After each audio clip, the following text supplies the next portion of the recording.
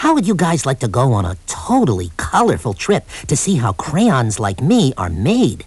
Sounds awesome, Tip. Yeah, let's go. But don't forget your shades, because where I come from, the colors are out of sight.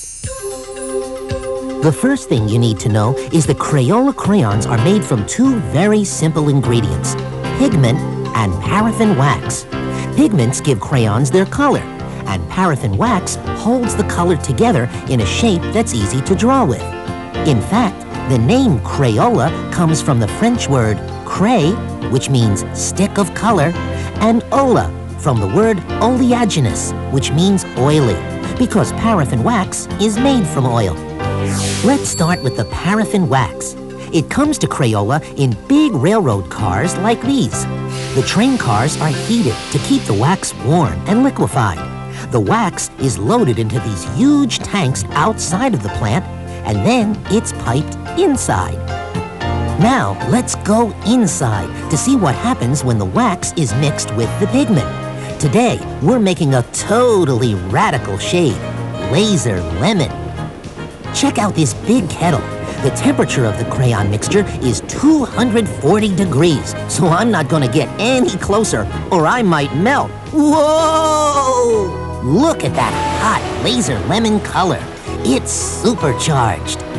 Next, the crayon molder pours the wax onto a molding table. There are 2,400 holes in the table that fill up with the mixture to form the crayons. They'll cool down and chill out in about 4 minutes. We call this the flatbed mold because it's long and flat, like a bed.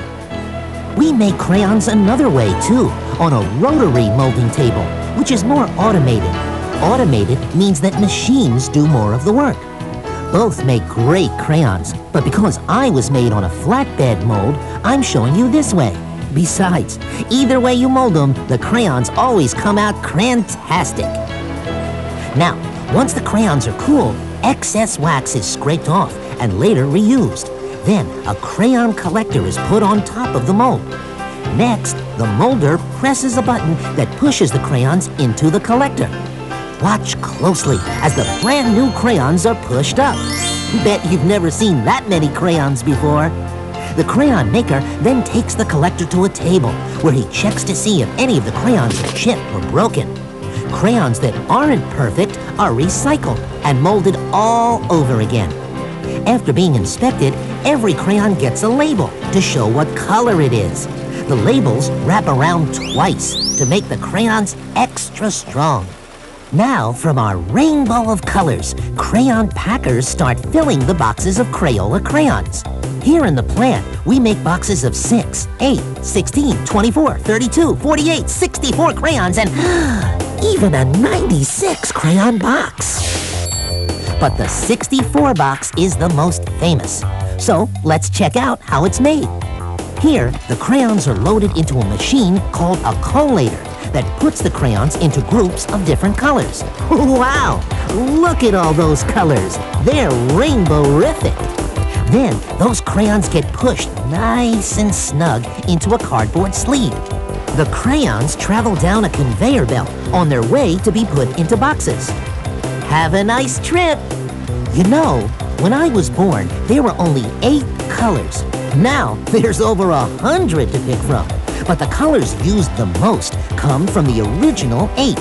Red, like me, and black, because lots of kids like to outline their pictures in black. Finally, a machine pushes the sleeves into the boxes and inserts a crayon sharpener. And this is just the beginning of the journey for these newborn crayons. From here, they'll be sent to stores and schools all over the world. Wow, Tip, that was a totally cool and colorful report. Thanks a lot. No problem. You two stay sharp and color me out of here.